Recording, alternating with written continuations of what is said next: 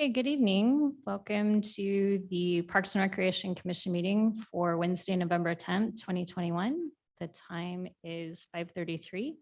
Rachel, could you please take roll? Yes, thank you. Joe Greer, Present. Dom Gelsomino, Present. Jennifer Bobo, Present. Camden Hyde, Present. Keith Bevan is absent, John Nesmith, Present. Mandy Roberts, and Councilmember Jessica Perot. Present. Okay, next, we need to do an adoption of the agenda. If I could get an approval of the minutes for October 13th, 2021 regular meeting. Madam President, Commissioner Gelsomino. I'd like to I'm make a sorry, motion. President Greer, you need to adopt the agenda. Oh, adopt the agenda first. Thank you. You're welcome. I'm off to a good start. You're doing great. Could I get an adoption of the agenda? Madam President, Commissioner Gelsomino. I'd like to make a motion for the adoption of tonight's agenda. I'll second that motion. Okay, Commissioner Nesmith seconds. All in favor? Aye. Any opposed? Okay, the adoption carries. Next, I need an approval of the minutes for the October 13th, 2021 regular meeting. Madam President, Commissioner Gelsomino. I'd like to make a motion to approve the minutes of last month's regular meeting for October 13th, 2021. I'll second that motion as well. Okay, Commissioner Nesmith seconds. All in favor? Aye. Hi. Any opposed? Okay, the approval of the minutes carries. We have an announcement from Steve Sidaway. Thank you, Madam President. I wanted to put on the record an official farewell and thank you to Commissioner Autumn Short. We had a conversation last couple of weeks, and her circumstances make it so that she can't continue with the commission.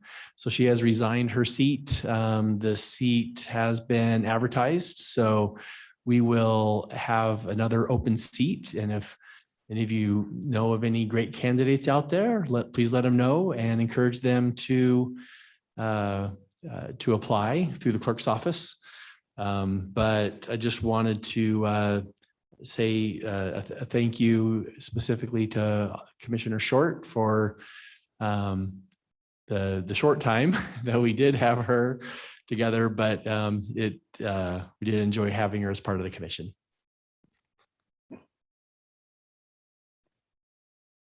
And the commission would like to thank her as well. Next item is mine also. Do you want me to continue? Yes, please. Since it's about you and Commissioner Bevan sitting next to you. Welcome, Keith. Both Commissioners Joe Greer and Keith Bevan have re-upped their appointments to the Parks and Rec Commission. So we thank you and welcome you back for continued service. You've been fantastic leaders and know you will continue to be, but appreciate your service, your insights, your volunteerism, the way you help out with events and everything else that we do. So welcome back and thank you for continuing. Thank you, Steve. Can't get rid of me yet.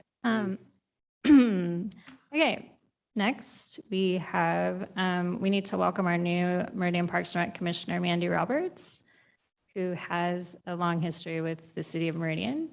Did you want to say a couple words? Well, yes. Let's see. Hopefully this is, yeah, that's working. Thanks, Joe. Well, I'm very honored to be with you on the commission. And yes, the long history includes me graduating from Meridian High School in 1981. And then from there, I went to college at the University of Idaho.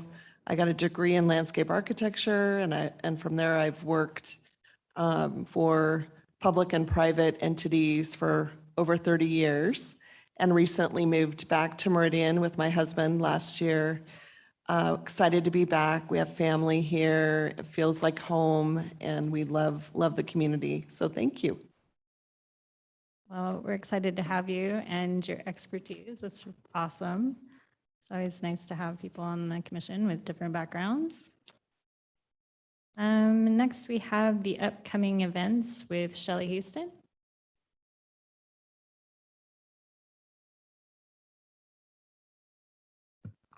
Hello, Commissioners. I've got to say, Mandy, 1981 was a fine year for high school graduates. So I know how old you are. Okay. So things are going well. The weather's been holding out this fall. In fact, we're just pretty much in the midst of Rake Up Meridian. We had tons of people that needed help with raking, as well as several civic groups and other clubs and families that stepped forward volunteering to rake. So we made those matches, and there's raking going on fast and furious all over town. I'm not sure quite of our numbers yet. I'll have to let you know. And our leaf collection activities continue, specifically the big dumpsters for leaves only that are in 10 of our city parks. And so I haven't heard any horror stories short of people using, tape or staples or slipping in the occasional dog duty, which is of course a big no-no. But anyway, in general, it's going very well. So we're pleased with that. We have new art coming to, actually it opened November 5th, up to the gallery at Initial Point Gallery. It's a show by 5 different artists. So you might want to pop up there and take a look. Tomorrow is our big Veterans Day ceremony at the Rock of Honor in Kleiner Park. This is something we kind of team up and assist the American Legion Post 113 and the VFW Post 4000 with. And there's a 50% chance of rain, so that breaks my heart, but we'll be out there no matter what. Mayor Simison is going to speak as well. So it's very uplifting and patriotic, and anyone's welcome. And then it's followed by a free Veterans Appreciation Lunch inside the Senior Center, free for veterans, or 2 cans of food for anyone else who would like to come along. Then next week, we're going to go hot and heavy into the Parks and Recreation Master Plan update. We have a variety of public meetings and focus groups and private interviews, and it'll culminate with a public forum on an evening, Thursday the 18th here at City Hall, where people can hear about the process, the progress made so far, and we'll also be inviting some input/feedback, opinions and ideas. And then we're just really into Christmas in Meridian. We're already promoting it. Santa's mailbox goes up super soon, like right Thanksgiving weekend, I think November 25th. And the action really doesn't start. It goes straight through. So Renee White, I think, will be telling you more about that. Is that your topic tonight? One of many. So anyhow, just know that Christmas in Meridian's right around the corner. In that spirit, I've given you each a flyer reminding you that you're welcome to ride a nice little Christmassy float that we'll decorate and illuminate and have pulled along the parade route. So it pretty much tells it like it is. Any of you are welcome, and some of your immediate family members. There should be room for everyone. Just dress for the weather and give yourself plenty of time to get to the park and find the float. If you get there early, you can stay warm inside the chamber office with the others. So anyhow, that's a fun opportunity. That's all I know for now. Does anyone have any questions?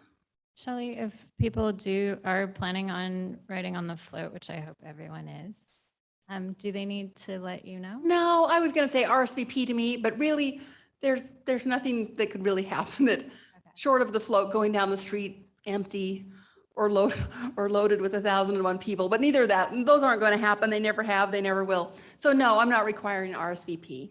I'll just trust you if you want to do that, to follow the instructions to participate, and let me know if you have any questions between now and then. If you think you are writing, and could you would Any you ideas? let us know now? Do we have any if yeses? You are? So I'm gonna be on the stage. you'll be on the Oh, stage. basketball On the depends. stage. Good. It's Oh, if you're, yeah, it kind of depends. Okay. you're a Grinch or not. I will be there. You'll be there, Jennifer? I will. Awesome. Great. So, It's going to be sounds like we'll fine. have a good float. Yeah, and you can have a spouse or significant other and a couple kids, I mean, whatever you want. We're in good shape. Okay, I'm pleased to hear that. Okay, let me know if you have any questions or issues. I'm always available. Shelley. I guess I don't follow up. Okay, so next we have the December elections for the Meridian Parks and Rec Commission leadership are coming up. So that is a reminder. We have a fairly new commission, so there might be more to discuss at the next meeting on that one. Or if someone's interested in leadership, to let me know. And then we also in December have the brainstorm for 2022, the all commission goals, which if you look at the bottom of your agenda, we have the all commission goals from last year. So that's something that you could be thinking of for the next meeting. Yep, and I'll just back that up. So we will come prepared for the few of you that haven't been through this before. We'll come pre-prepared with a spreadsheet to put up on the screen with all of this year's goals, which you can see as was pointed out. And then we can talk through any ones that are completed and should come off, any new ones that you have and would like to add.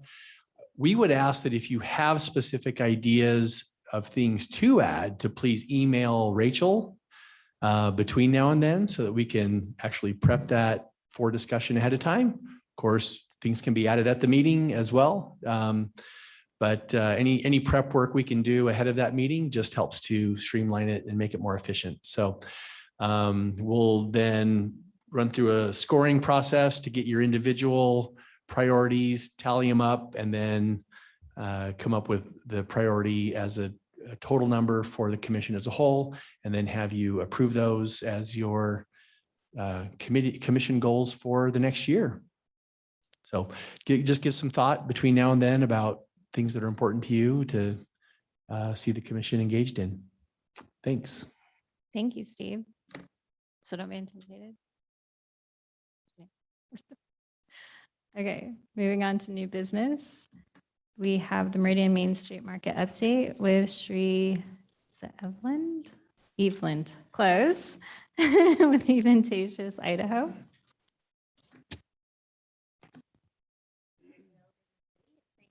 I haven't met all of you. Steve, first I have to start off. You guys need to know that Steve and his crew do an amazing job supporting the market for us every Saturday. Garrett does a great job working with us to get everything ready to go, but your crew is awesome. I can call them on a Saturday on the on-call, and we've got a wasp nest they need to come down here and take care of. Anything that we need, your crew is awesome. So thank you very much for that. We really, really do appreciate it. So we just wanted to give you guys an idea of what the Meridian market. This is my 4th year doing it, my 2nd year doing it by myself, along with my assistant manager, Erin. She helps me. We also have a girl, Jessica, who does our social media marketing. So we wanted to just give you an idea of what the market is doing and how we've grown in the last 3 years.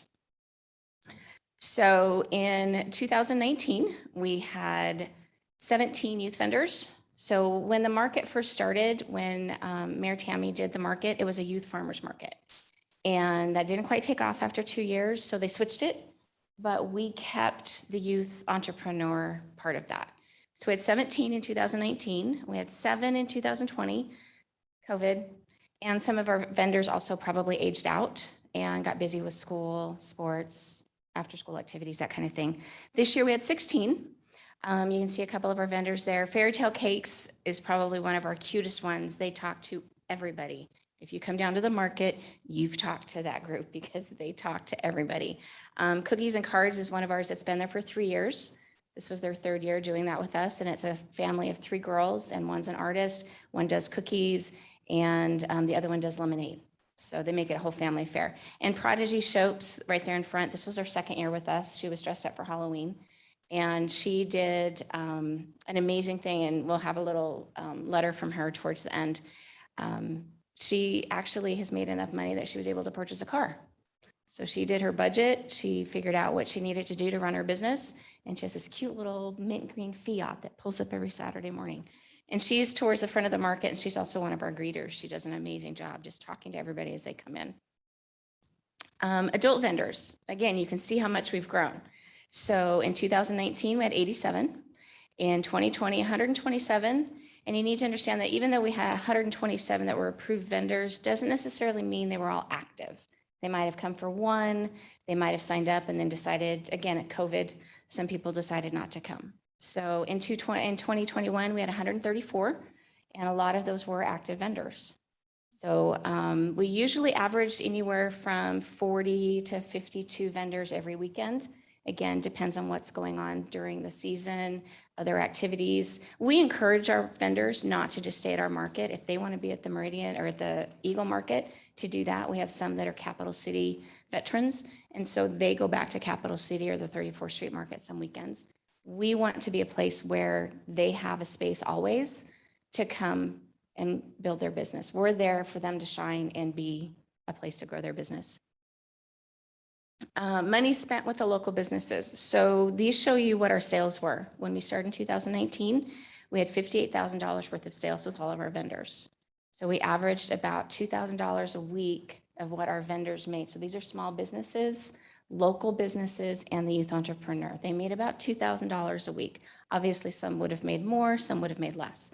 Last year, again, COVID was a huge issue for us. Not as great, but we still did okay. This year, we had vendors almost $120,000 worth of sales. So all of the community supporting the market supports all of those vendors. We have busy markets. We have some Saturdays that are slow because it's Eagle Fun Days, it's the fair. So we try and coordinate and do other things. This year we did a Mother's Day giveaway. We had a lot of our vendors donated items to bags that we gave away, and then we had a big basket that we had a drawing. We did the same thing for Father's Day. We did, what else did we do? Kids Day. We did a Kids Day. We had a face painter. Ariel, the princess, came, and a balloon twister and a bouncy house. We did a Kids Day. We did a moment of silence during September 11th, and also to honor the 13 soldiers that lost their lives. And we did, our last market was October 16th. So we did a fall theme and invited everybody to come out and dress up for Halloween, and decorate their booths. And we invited all of our guests to come and even decorate pups and things like that. Another thing that we do that makes us a little bit different from other markets in the Valley is we allow charitable organizations to be part of our market. We don't charge them. We try and promote them on our social media so that they get more eyes on their causes. Obviously, 2020, again, was a hard issue for a lot of places. Events were canceled all over the place. They didn't have a place to go. So we've always had a space for nonprofits. We try and have at least 1 to 2 each weekend, and we allow them to come at least 2 to 3 times throughout the season. So in 27 weeks, we have a lot of space and time for these these charities to get their causes out. Okay. Another issue, again, COVID was huge last year. I call it the year that shall not be named. Musicians really struggled in 2020 also. Events were canceled. Capital City didn't happen. A lot of businesses like Deja Brew that usually would have musicians weren't allowed to have them. So we had a space for vendors. These are 2 of our favorites, Jesse Nebel and Tom Taylor. They come 3 or 4 times each season, and people love them. It's a great way for people to come down, enjoy some music, do some shopping, support local, buy some produce, buy some flowers, support our vendors. Another thing that we did is we have food trucks. So it depends on the weekend. Again, depends on what other events are going on during the week. But we allow them to come. We charge them a nominal fee compared to what some of the other area markets do. And so that gives them a place to grow their business, get more exposure. We allow them to tag our social media. And then if we know that they're going to be somewhere else, we try and let people know. Another thing that people did last year for food trucks is no events. They learned to go to people's subdivisions. So if you live in a subdivision and have a park, you might have had food trucks there. So we allow them to come and advertise, and it's a great way for people to come have breakfast or grab lunch. So we've had some really good vendors. We had DNR Tri-Tip was a new one this year, and they smoked their tri-tip that morning, and it was awesome. It was wonderful. So these are some notes from our vendors, and if you guys want to read them, you can. Rachel can print out copies of them, but Fairytale Cake Shop is the one that I told you about. This is their 2nd year with us, and the kids have learned. They've learned how to set up and display. They've learned how to market and how they package their cupcakes and their cake pops. They figure out their budgets. We had, she's come and played, she doesn't come anymore as a vendor, but she comes and plays her violin.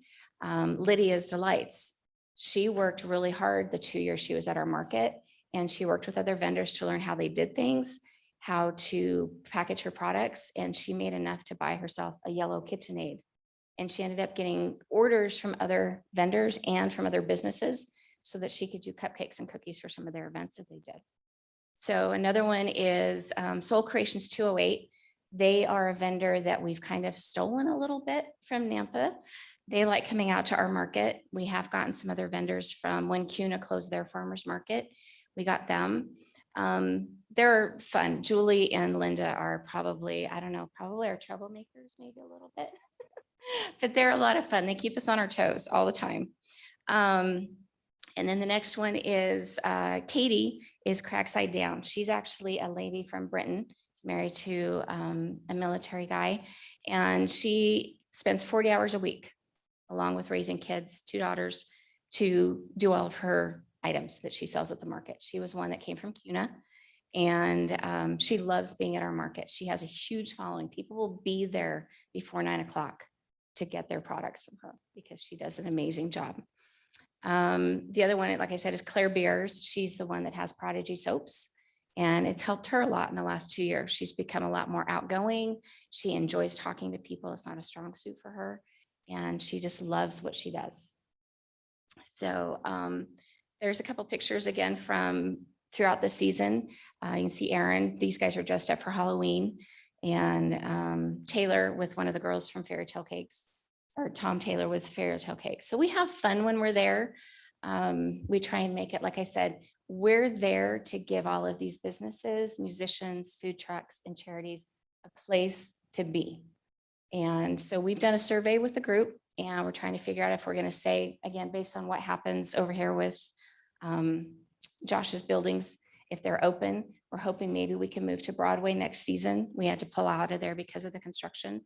But we love running the market, and we appreciate all the support that we get from the Parks and Rec staff and from the City of Meridian staff. It's a lot of fun. It's a lot of work, but it's a lot of fun. Aaron helps out a lot, so we each get a weekend off. So it's kind of nice to, 27 weeks can add up to a lot of Saturdays. And we usually start middle of April and go to the end of October. So that's all I have. If anybody has any questions. I don't have a question, but it's, I mean, it shows through what is happening here that you do love it because you're helping so many people. It's remarkable, actually. I didn't know it was 27 weeks. I didn't know, you know, the capital that was coming through the market. So I'm really glad that you came to present. Thanks. Anybody else have anything? All right. Thanks so much, you guys. Thank you. Thank you. Amazing, yeah.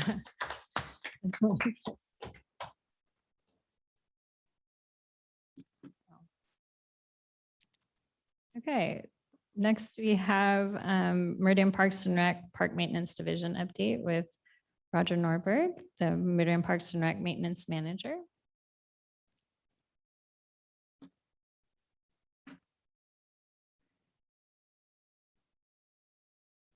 Good evening. Can you hear me on this? Well, thank you for having me, first of all. And this is my first time up speaking, so great to be here. Really great to be here. Class of 78, Meridian. Oh, okay. Yeah. So what I'm going to do is introduce you to our staff first, and then kind of some projects we're currently working on, talk about some of the credentials my guys have and some of the training we're going to go through. And we do go through, and then some staffing issues that we've had, and then some of the projects that we're working on. And so Jeremy is the assistant foreman. Dan and Phil are crew chiefs. Dan is the north side, Phil's the south side, and they all have special projects that they work on. Deb manages Story Park. John works with Jeremy. John's actually becoming quite a very good irrigation technician. Kevin manages Fuller Park. Kyle does a lot of our spray program and fertilization and things like that. Dave Sergino manages Sellers Park. Frank does a lot of our playground inspections and manages our mow crew. Wade is over at Kleiner Park. Matt, I think you've met him before, is our fantastic arborist guy. Amazing. We're very lucky to have him. James also works for Jeremy on the special construction crew. And John manages Discovery Park. So what we're doing right now, we're getting our quotes out and our bids and scheduling projects. Asphalt, we have a lot of asphalt projects this year that we're doing. Concrete, we've got some at Settlers and Kleiner Park. We got some landscaping coming up, playgrounds, security systems. We're bidding out our bark mulch and our playground mix, ball field mix and restroom supplies, fall pruning and cleanup. And we're winterizing everything that has water in it that might freeze on us. A lot of repairs we've had to defer until about now that we've been so busy that they'll slow down right now before the ground freezes. A lot of little nagging leaks and things that we're trying to get a hold of. The Christmas floats, and I really hope all of you get on the commission float. The guys do it takes them about 3 days to get it all set up and ready to go. And it's pretty exciting for them to see people get on the floats when we get them out. All the lights, City Hall lights, we do all the lights up on top and all the lights around City Hall and in Generations Plaza. And I can't remember the exact date that the tree's going down, but that's pretty close. The tree gets delivered Monday, and then we'll start decorating that after that. And then we've got all of our truck and equipment logistics for all the snow and ice removal that we do. We do all the city facilities, fire stations, PD, and all that. Also, what we're doing is fall fertilization. We've unloaded 2 semi-loads of fertilizer that we're getting ready to put down for the fall. Those of you that came to the commission, to the tour, to the parks tour, and they saw that big piece of equipment that we have for the aerator, we just now achieved 7 inches at Heroes Park, which is, it's huge for us. We're coring that, we're pulling that core. And then the next phase of this turf maintenance would be to actually get some amendments down in there, because that's a really heavily used field, and to be able to get the, you know, the root structure down is a big deal to us. Ball field mix, we put about 240 yards to distributed to our parks, and planting trees, quite a few. I don't want to burn Matt's glory on this, and pruning trees a bunch. He comes in every day with a truck full of stuff, wherever he gets it from. Playground mix, this was incredible. So 440 yards of playground mix that we distributed in 2021. Every 120 yard truck, 110 yard truck is $3,000. So we spend around $12,000 to $13,000 a year putting the bark in the playgrounds for the fall safety. They're going to fit in some training here pretty soon. We do a lot of our safety training, confined space. We developed our own safety program, our own confined space safety program, and pesticide and horticulture stuff is coming up. And we've got all of our repairs and on our mowers and tractors and trucks and all the stuff that we're going to have in the shop taken care of pretty soon. Training and certifications. Like I said, we developed our own safety program. We have guys that are CPSI, playground safety inspector certified, or CPR and AED, and we developed our own confined space program. Herbicide and pesticide CEUs, everybody in our department is licensed to put down herbicides and pesticides. We have a responsible person, so if we have a project, we can do our stormwater pollution prevention. We wrote our training irrigation manuals. We have 3 levels of irrigation training we wrote in-house. And then we have irrigation central controls. This is the master computers that run the irrigation systems with weather stations and moisture sensors and all that throughout the city. And we trained quite a bit on those things. Horticulture and arboriculture training, security cameras, that's getting to be a bigger and bigger thing for us. We have a lot of security cameras out in the parks, and we've actually had some good success stories of catching people doing things. Landscape irrigation auditor, and we have some guys that are CLT certified. One guy's certified in pavers, and Phil is certified in something I do not remember what it is. And I kind of wanted to give you guys an update on our staffing, seasonal staffing. Everybody's got the same problem, right? Everybody's got the labor problem. We used to get hundreds of applications for our seasonal groundskeeper positions. This year we got 62. I'm trying to hire for about 27 positions, and out of that 8 completed the season. The rest were pulled off for full-time jobs, or however we lost them in different manners. Summer kids, we got about 50% of the kids that we hired made it. And out of the 62, 26 people either withdrew or just failed to show up for a job interview anyway. But out of that, we've actually got a pretty good success story, I think. So we found at Percy, with a seasonal position, it's an 8 consecutive months in a calendar year. Well, we found out that we can actually hire people for 10 months. Makes us a little bit more competitive. 2 more months, and guys like it. They get November off and they get February off. Guys go Elkhart in November, they go Steelhead in February. Pretty good job. And we now have a benefits package thanks to the benefits committee. So now we can offer these guys sick leave, vacation, bereavement, and we've got some wage increases. So I think that we're actually in a pretty competitive situation for our seasonal guys. This is a really good success story for us. So we'll wait and see what happens in the spring, but I'm really excited for that. Next, please. So here's our projects that were going on. Main and Meridian, just to the north of us. We're keeping an eye on that. Got some cornhole boards coming in that are through the Together Treasure Valley grant that's coming in. We got some concrete repairs at Settlers and Kleiner tree wells, and we're going to kind of gussy up the dock out at Kleiner a little bit. Some power out of Bear Creek. We're going to, Garrett, one of his snow cone vendors wanted power out there, and I think we'll be able to get that for those guys. And we're going to heat up the, going to call it heat up, but put some power to that shelter that's between the 2 ball fields at Bear Creek. Main Street Island, that's that old Tate's Rents. We possibly may landscape that if we get the money for that. Tully Park is our big camera upgrade this year. The technology there is kind of outdated, so we're going to pump some money into Tully Park and get the cameras updated there. Fuller Park Pathway, the Bear Creek Playground. We've got some money this year, so we're going to actually swap that out. I'm working with 3 different vendors right now to come up with designs. I think Mike will be presenting in December that, so we should have some pretty cool stuff to do for that. Fuller Park, the dugout roofs are in pretty bad shape. So actually, Jeremy just did one today. We put some new shingles on one today. We're going to do the other one. Got some heating, some stuff at MYB, Lakeview, 10 Mile Islands. So you guys may have seen that last year we lost some water on the 10 Mile South Islands in particular. So we lost a few plants there, but we're going to make those islands look a little bit nicer here pretty soon on the south side. And these are just a list of all the asphalt projects in case you're just very curious as to which ones we're doing. So you got that, and that's it, actually. I heard that somebody might be interested in pollinators. And so I put a little subliminal thing up here.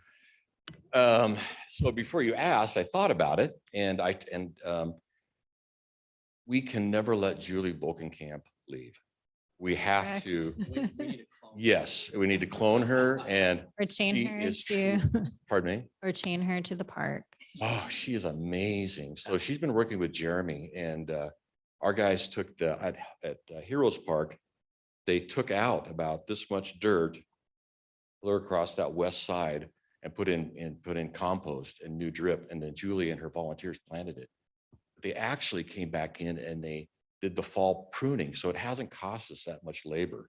It's really been a truly I was afraid it was going to cost us a lot of labor when this came up, but she has taken it and done an amazing job with it. And then she also has the pollinator plants there at Kleiner. That's what I wanted to say about that. Madam President.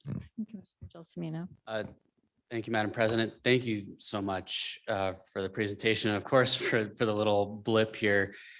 One quick question I have, or I guess a thought I'd like to bounce off is, and I had brought this to, I had asked Mike and Steve for their guidance and their advice and their suggestions on this, but at the time, and I'm not someone who likes to, put more on top of people's shoulders. I like to actually take more off. But what would be the bandwidth or the availability or the opportunity to have Meridian designated as a Bee City USA city. I mean, there's like the Tree City USA cities and, you know, I did a little bit of research, but the full requirements of what the city's role in the whole process is and then what departments it goes to kind of got lost in that jargon on their website. But what would your advice or suggestion or expertise say? That's really a good question. I had not heard of that before. But I think I would say that get the message out to plant, you know, pollinator plants. Be very simple. It can be marigolds. Sunflowers are an amazing pollinator plant. My wife and I did pollinators plants at our house this year, zinnias. And so within our garden, we put zinnias and sunflowers and a lot of marigolds. I think I kind of like 5 different kinds of bees, not just honeybees, but bumblebees and little native bees and things like that. Very, very cool. That's interesting. I think you're onto something. We could definitely do that. I think we want to be careful in the park system where we put them. We get as many complaints about bees as we do compliments. People come in that they don't understand. They think they're going to bite them or something. And so an education process on that. We've had swarms come in and people want us to do something about it, but you know, we just say, hey, just watch it. It's nature. It's cool. They'll be gone in a while, and they almost always are. But I'd look into that, definitely. Awesome. Thank you. So, Madam President, I yes. have a couple questions. And I hope you're the right guy. I think one's more of a comment / question. So I'm a frequent visitor of Story Bark Park. And I've been meaning to bring this up for several months but I think it was fixed. Looks like more gravel was put down in the middle area. Okay, cool. Because along the edges, it gets pretty thin, you know. The other thing I've noticed, because I've been going there for years, is it seems like the grass on the hill is really taking a beating this year.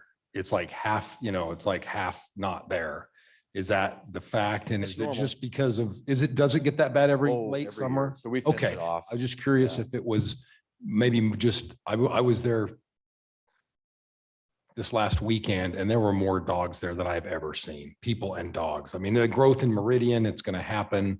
So I was just curious if we've noticed if the dog parks are getting more beat up than years past. And if so, is there a way to, or maybe, you know, that's the question. And if so, is there way It to is help what fix it that? is. So we've already closed the grass off at Discovery Park. That was really beat up. I think we're real close to closing the grass off there. And so what we do every year is we core it and we bring in compost and we overseed it.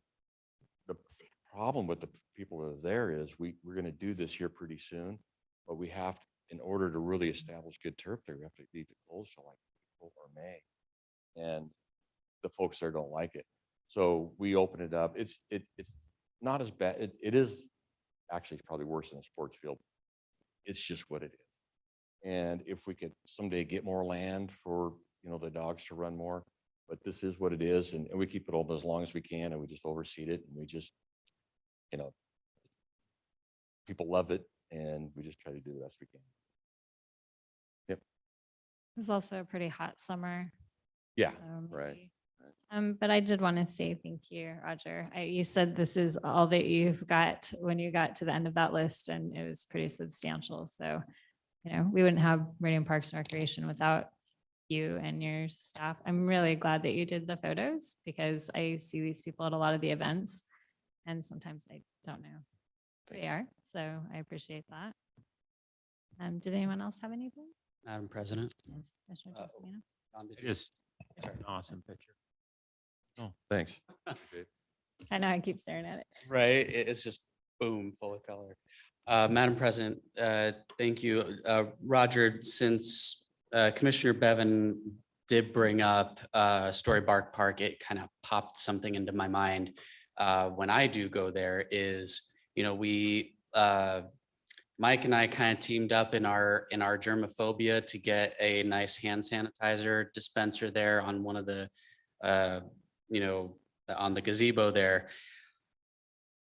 The fake turf, how often is that pressure washed? How often is that replaced? Are we coming close to that timeline of either or both? Excuse me.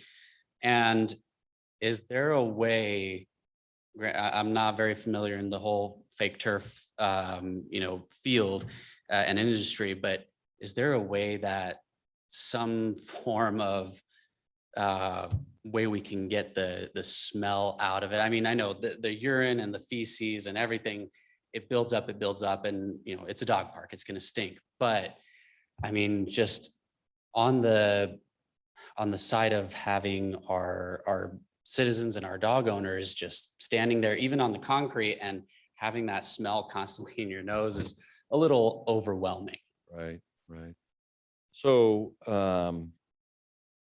when I think the year after we opened the park, I put our biggest germaphobe, Debbie Miller, in charge of that park.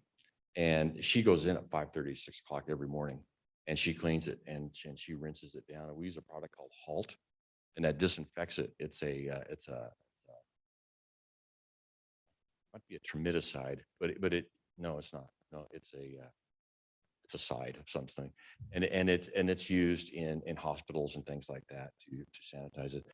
Yeah, the incredible amount. So when we designed that with the drainage in mind, we were hoping they would pee more in the gravel and things like that and drain. It's small, right? And for the amount of people that go there, just the sheer magnitude of its use. She does the best she can. On Mondays, she gets help because, you know, the poo bag of it's weighs 50, 60 pounds of dog poo that's in the bag. And it's, people are loving that park. And maybe if you have some pull, we could put a 50, 60 acre dog park in with all the amenities. And it kind of is. Yeah, it just kind of is what it is. She rinses it out almost daily. Yeah. President, so for a quick follow-up question, sorry, this is my last one on that one. You know, we and Mike and I have also kind of talked about this because I brought it up to his attention. You know, we don't know who brings them, but someone continues to bring these troughs, these plastic troughs for the pools and the water. And luckily, I believe last weekend when I took my dogs, they were kind of put to the side. But then there's also that kind of communal water bowl that, you know, small dogs try to lay in. And I mean, it's just really bad. I guess, you know, I don't know if it would be within our kind of responsibility or, you know, the public's responsibility, but that communal water bowl that's there right now is so beat up, banged up, scratched up. I mean, I don't even think it's sanitary for a dog to drink out of. Do you mean the automated one? No, the one right under the. Oh, yeah. So I remember we've removed the other one, the original one that was there that you push the button and let the dog drink out of, because the dogs would just pee on that. And so we pulled that.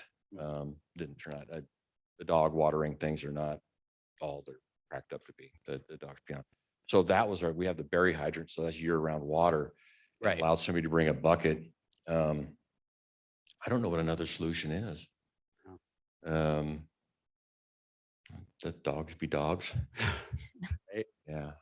As far as the communal tub thing, you know, I hate to, you know, it is such a, I don't want to say it's tribal, but the people that go there are regulars, and I mean, I could ask Debbie to talk to somebody about not bringing, you're talking like a little plastic.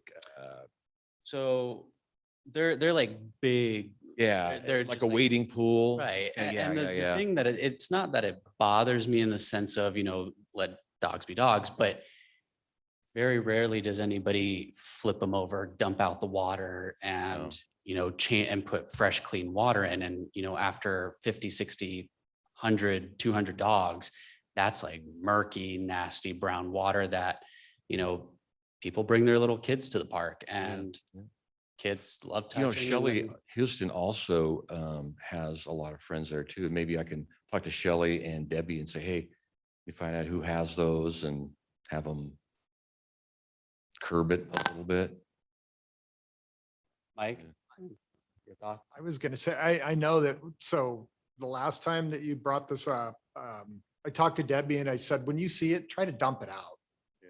Just dump it out. I mean, that's really, people love the dog bowls, the plastic bowls that are brought in, and they love the kiddie pools that you get at Walmart, and they fill it up and the dogs, you know, it provides a water amenity for them, which is great, but the water gets gross. It just needs to be dumped out. That's, he nailed it. Yeah. That's really because, you know, kids and I mean, and especially during the summer, if that water is just sitting there, that's going to be mosquito central. Right. And I don't think it stays day after day. I think with Debbie being there every morning that I can't say I know for sure, but I would imagine it gets attention at least daily. The one thing we can't do, it'd be worse to take away the opportunity for the dogs to get a drink because it's way too hot in the summer for there not to be an opportunity to water the dogs. Oh, no, with the drinking bowl, no, I agree. It was more just kind of putting a new one in there. And that's what I was kind of asking, whose responsibility, I guess, would it be, you know, the communities? Would it be the cities? Because the one that sits, the small just drinking dish that sits under the hand pump. I mean, I was always taught that when it's, you know, if something's scratched or, you know, if you got thick cracks in it, like a pot or a pan, you toss it, you don't keep using it. So, I mean, yes, they're dogs and they've got a stronger immune system, but, you know, just a thought that popped into mind. Okay. Yep. Anybody else have any comments? No? We'll leave you alone. Thank you, Roger. Appreciate you. Okay, next we have Meridian Parks and Recreation Special Events Update with Renee White. Hello, everybody. Hello. Hello. All right. No, there will be no wrapping. Sorry. I was going to bring some confetti cannons, but you know, glitter. So no, I do want to just kind of give you guys a report on our year's worth of activities and events. It's been a strange couple of years, but some good things have come out of it. So let's dive right in. This time last year, we did not do trunk or treat. Instead, we had fall for Meridian door decorating contest and a scavenger hunt. Between the two of those, we had about 50 people participate, but it was fun. It let us do something. And so we were excited to do it. But so this year we have obviously brought back trunk or treat. So again, last year, I don't think I was able to report to you on all of these things. So we, with the support of you guys and the city council, we were able to pivot and create some new activities for Christmas. And so the first one that we did was Winterland in the Bag. We, and I mean our staff, we did cutouts, we created crafts, we solicited from other people. So the event used to be Winterland, the Children's Winterland Festival. And so it was a craft and festival that had Santa and all kinds of different activities. So we pulled all those things together and we put them in a bag and we did a drive-through, and it was hugely successful. It was actually kind of a Christmas miracle. We had 500 bags, and when we got down to 50, I handed out numbers to the cars that were there because I was really concerned that we were going to end up with very disappointed kids in cars with their families that had waited, and we ended up with exactly 500 that went through. So thanks to Joe, she came and helped us distribute those. She was actually really beautiful. She took her time saying hello to each of the kids. And I don't think I'd ever seen so much appreciation on families' faces and on kids' faces. They were excited. They were respectful. They stayed in their cars. They got online afterwards and took pictures of their crafts and sent us thank yous. And it was really lovely for a year in which we didn't have anything else, or we didn't have as many things going on. So one of the other things we were able to do is called Zoom with Santa. From a production standpoint, this was challenging because I think we had 5 different Santas because they kept getting sick. But one of the really neat things that happened was when families signed up for the Zoom with Santa, we asked them what they would have done that Santa would say that they were on the good list for. And so while Santa was talking to the kids, he would say, I understand you've been helping your little brother. I understand you helped your grandmother, or I understand that you've been good in school. And once again, it was one of those moments where we saw the kids' faces just completely light up. Parents were giggling, kids were surprised. It was truly magical. So in the face of having to recreate and our Christmas events, I really appreciated the opportunity to be innovative, and it turned out really pretty remarkable. So remarkable, in fact, that we are doing them again this year. So we've added them to our list. Yeah. So one of the other things that we were able to do was partner with IT. We are always looking for creative partnerships, and IT created a map that individuals could log on to, and they could say, hey, come look at my Christmas lights. So we ended up with about a half a dozen Christmas lights that had 5,000 views. They had 5,000 views of the map. So we will be bringing this particular event back, which it pretty much runs itself, but it's kind of a nice community feel to it. Last year was also the first year for the Ornament Drop. So we partnered with the Arts Commission. They've been doing something called an art drop.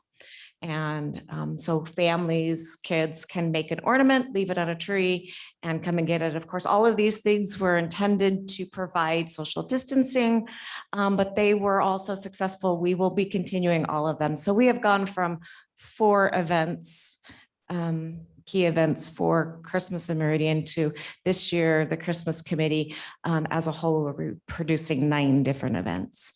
So yay. Christmas grew. I might be kind of tired a little bit later. So moving forward, we produced Unplug and Be Outside Week. We had 12 different activities. It was quite a drop from previous years because most of what we do is in person, with the kickoff event and our field day. So the things that we did were all outdoors, things that where people could, felt like really those small classes. We tried to keep it at 10 or fewer. A lot of what I do is plan way in advance. And so with COVID, it's sometimes the bullseye is it's a little harder to figure out where it's going to be. But this is a beautiful picture that Shelley took. Every year we work with Monty Stiles from the, he's a commissioner for the Meridian Anti-Drug Coalition, and he teaches people how to take photos outdoors. And so it's one of our most popular. So we were able to do that. This is one of the disc golfs. My goal is always to get families tied into things that are in the parks that they can do all year long to stay active and engaged. You can see the Be Outside logo is on there. I included it just as a reminder to tell you that we did get a grant again for 2022. It's not a huge grant, but it's certainly, part of it is the endorsement from, it's the Idaho Parks and Tourism Committee. And so it's a nice partnership. So we do I hope that we can go full bore again. In the past, we've had 30 classes and 2 major events. So of course we had movie night this year. Well, I guess not, of course. Yay, we had movie night. We talked about circles and social distancing, but families can social distance on their own, and there's certainly plenty of space. If they wanted to come and stake out a space, they certainly could. We did 11 movie nights. One of the challenges this year was not as many new releases had been released. So we got to do some past favorites. And so we now know that Steve's favorite movie is The Emperor's New Groove, right? Yeah, favorite Disney show. So that was fun. We got to show some older films. This dog, isn't he the cutest? He's huge. You can't even tell, he's huge.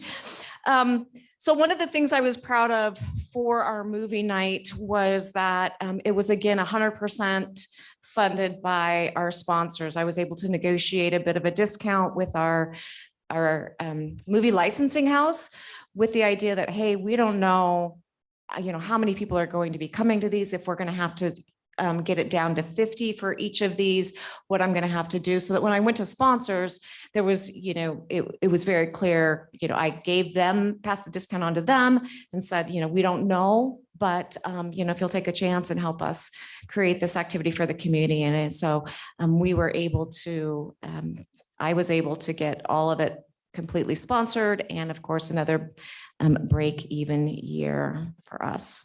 The teens do continue to be a challenge. So if you got ideas, I'm open to them. Moving forward, we had a slightly reduced Independence Day. I know last year there was a lot of disappointment in 2020, there was some disappointment about not being able to host the fireworks. So this year we absolutely were able to do that. We just pulled anything that was a high contact, high touch activity. So bounce houses, face painting, things where people would be really close. Families still came out in droves.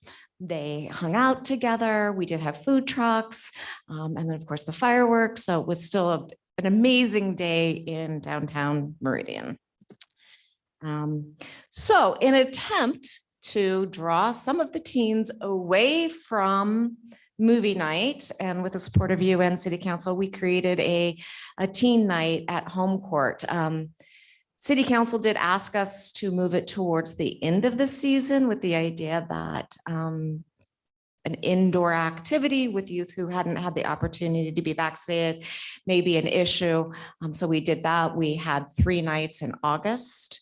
I believe it was one of the commissioners here who suggested we have free pizza, and Idaho Pizza Company sponsored that. So we'd have free pizza.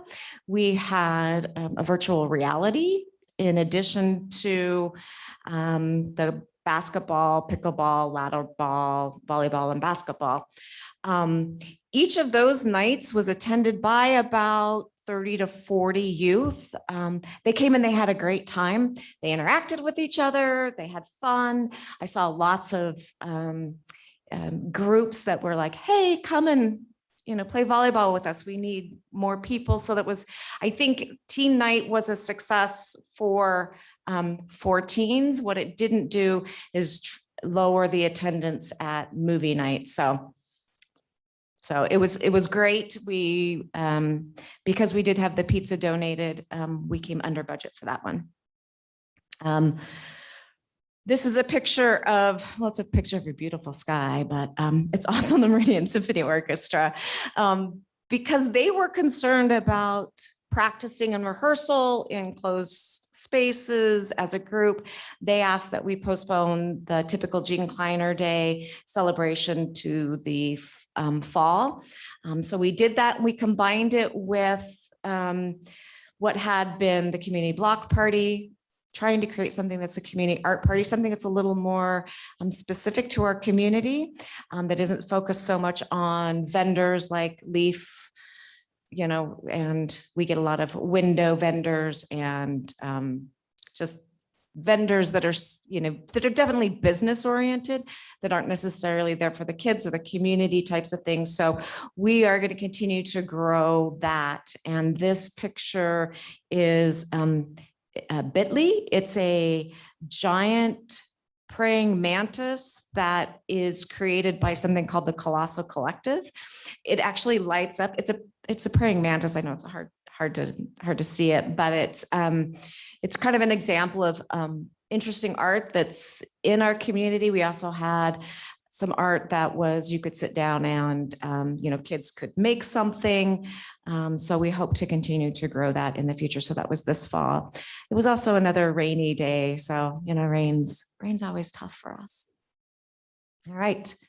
You may recognize the guy in the bottom corner. I didn't know who it was. So this was this year's trunk or treat. We were able to move forward with it. We had it in the same location as it has been in the last couple of years in downtown. We spread it out just a little bit more. We made sure that trunks were parked 2 spaces rather than 1. It was a great day. It was a beautiful night. There's no school the next day. I think attendance was down just a little bit, which is actually just fine, because at one point, I think there was somebody in front of every single one of the trunks. We had about 75 trunks, which is also down just a little bit. The comments that I got as people had signed up and then were polling were mostly about staffing. There was a few concerns about COVID. Some just, hey, we signed up and we're going out of town. So, but staffing seemed to be also an issue that I wasn't expecting. But we still had 75 trunks that gave out, each one of those said they gave out about 2,700 individual pieces of candy. So it's still, it's still very well attended, and there's still a lot of, kids are getting plenty of candy. We did have a dentist gave out toothbrushes, and, so there's a few things other than candy. So that's a lot of fun. The other gal standing next to me, I don't know if you've met her. Her name is Chelsea Cantrell. She's our volunteer coordinator, and she's a lovely addition to our staff. She has a passion for events in addition to volunteers. And so we've been doing lots of training with her, and she's been a really key part of everything that we are doing. These are some more of the costumes. If you're bored someday, get online and look at our Facebook and just go through our pictures. Shelly, we're really lucky to have her. She takes great photos, and it really captures all of our events. And when you look back, you're like, wow, we did that. And it was a lot of fun.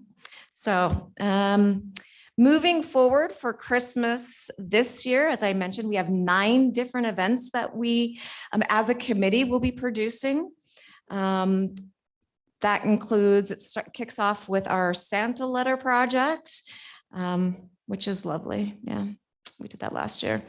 So we have, I wrote them down so I wouldn't forget any of them, right? Because there's 9 of them this year. All right, we've got our parade and tree lighting, Zoom with Santa, letters to Santa, Winterland in the bag, the community light map, the ornament drop. In addition, and then the downtown decorating contest. So in addition to those, we've been working with the downtown committee, who is now part of the Chamber of Commerce, and they're doing a Shop Meridian downtown night, which I'm really excited about. So in the past, you may remember that we did a Twilight Christmas market, a bazaar in this building, and we have just, we've outgrown it, and we've broken things and kicked commissions out of rooms. And it's, so what we're trying to do is get all of those people who make those arts and crafts to go into the stores with the idea that they can have pop-up vendors. So if you own a business downtown, you can have an arts and crafts vendors come into perhaps your insurance business or your hair salon. You can interact with new customers, and then people can, create a vibrant downtown. We have the Children's Theater is going to be down there performing, as well as the Encore Carolers. So we're working together on that. I'd like to thank John, who has stepped up and sponsored some things for us. So appreciate you being one of those businesses. And of course, Joe, who is our all things Christmas, Mrs. Christmas herself. So she's there, and I'm hoping that Dom, you're going to be there this year as our Grinch, right? Okay. Okay, we're talking about that. This year, our Grand Marshal, because we also recognize how wonderful Julie Bokenkamp is. She will be our Grand Marshal. So we've asked her to ride in the carriage, and then invited all of the families who are part of that community garden to walk with her, because we realize it takes a village. And so we're honoring her for her 10th year, and everything that she's done for the city, for the parks, but also, it's really moving when I'm sure you guys have heard her talk, that she helped create some community during a difficult time for all those people who came, and then donates all the food. I mean, she's really spectacular. That's all I have, although you've given me some new ideas for things about bees for Unplug and Be Outside, because we do talk about gardening as part of that. So, yep. Okay, I'm going to stop. I love all of this, and I was going to end with glitter. But does anybody have any questions? Madam Chair. Sorry. Sorry. So the president of the Downtown Business Association, that's now with Meridian Chamber, is the owner of Next Home Treasure Valley, which is the company that I work with. And we won the Christmas decorating contest last year and beat out Barton Lakey. So it's on this year. Watch out, Joe. I love that. I love that. Yeah. So you can also log on to our community light map and make sure that that's on there, in addition to the People's Choice that will be running through the downtown committee. So I'm excited to see what you got. Exciting. Madam President. Yes. Well, one thing I'd like to throw out to the commission, the mayor wanted us specifically to debrief with the commission about trunk or treat. And I'm curious if any of you were able to go. And if so, we'd love your feedback on the event. Was anyone able to attend this year? Okay. Yeah, very busy. I mean, the biggest challenge, frankly, I was there obviously in costume, but there's so many people that come that the line doesn't move very fast. So the biggest challenge is that it's just a very slow line to move around. And I don't know what to do about that. Besides invite fewer people, but I don't know how to do that. So anyway, it's Eeny, meeny, miny, mo. You can't go. That's right. Eeny, meeny, miny, mo. You're So, out. I don't know that there is a good solution to that. It's just a very popular event. Lots of people come. But if you have any ideas or feedback, I specifically wanted to request those. So thank you. Okay, well, Renee, I think that you're magic, because you do all of these things and you make kind of little of it. I know that there are a lot of people behind you, but It takes a village. it does take a village. I'll leave but- with that one. But it does also take a leader. So thank you for everything Thank you. you do. Absolutely. I appreciate all of your support. Yep. Okay. No more questions? Oh, I did want to add, if anyone, we are doing the tree fluffing. Yes. Talked about that for just November 19th, which is a Friday at the maintenance shop. Hope. Yes, and there will be heaters. Some heat, so I don't have to lay eggs, like last time. And so if anyone's interested in helping with that, we just get the trees out that are gonna go on the stage and we literally fluff the trees. And we're going to start doing that at 10 a.m. Yeah, it's tree fluffing. We do it every year. So you guys can make fun all you want, but they're beautiful when we're done. They get stuffed into boxes. And so they do need to be We have reorganized. to make Yeah. sure that lights are working and there are a few. that- Yeah, it's a thing. And thank you, Roger, for the use of the shop. Okay, that's all. Okay, Thank you, Renee. thank you. Madam President, along the same similar vein, if anyone's interested, the City Hall Christmas tree and all of the volunteers that come to decorate it will be here on Monday, the 22nd, which is the Monday of just prior to Thanksgiving. So the tree will be set up by some of Roger's crew on the Friday prior. And then they show up bright and early, 6 a.m. For Debbie Brown, and then the volunteers will show up at 7, and by sometime before lunch, it'll all be decorated and ready to go. So that'll happen on the 22nd. Yep. Awesome. Thank you. I like to have things like that. So if anyone's interested, we're all volunteers. So you're welcome to volunteer, of course. It's encouraged. Okay. So next we have Chateau Park Playground discussion with Mike Barton, our Meridian Parks and Rec Superintendent.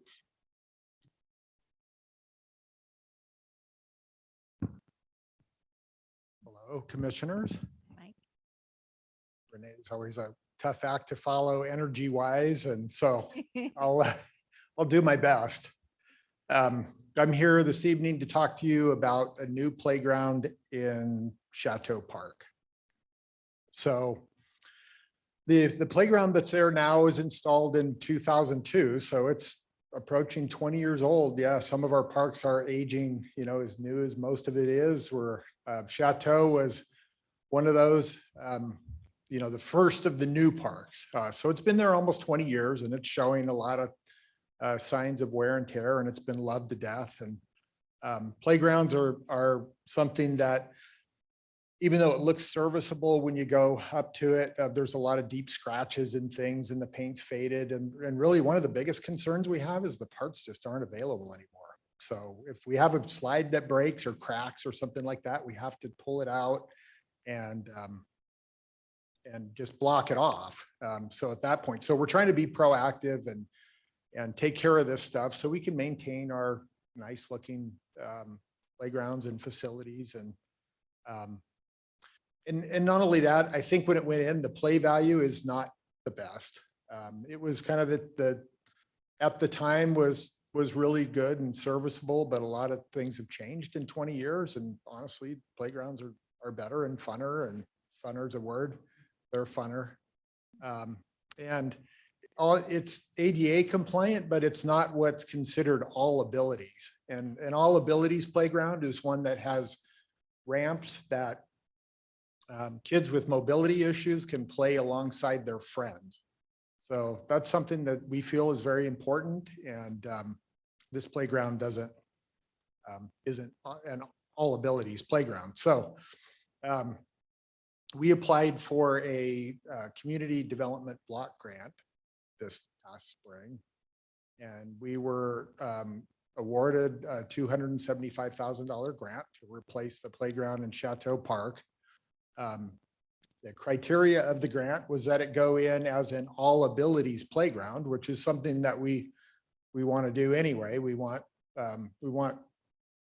playgrounds and parks that are inclusive, and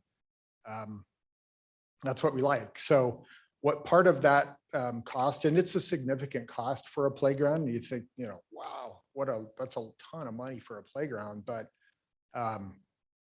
what we'd like to do is we like to put in a bonded rubber surfacing it's a little different than the poured in place surfacing that's at Settlers Park that has the different colors in it. It's more like the shreds of rubber that are all glued together. So it has that spongy, nice feel, but it's a lot lower maintenance. Roger and his team They don't have to go and rake bark, and they don't have to add bark to it as it decomposes. So, and the other thing is that a bonded rubber surface in a playground is truly ADA compliant. I mean, the other bark mulch, if it's perfectly raked out and compacted, is technically ADA compliant, but it rarely meets that criteria unless, you know, someone's right there. So bonded rubber surfacing. The other cool thing that we'd like to do, and this is the first time that we've done it in Meridian, is the other playground, there's companies that will take those as a donation, and then they put together groups that go to developing countries, and they'll reassemble these playgrounds where,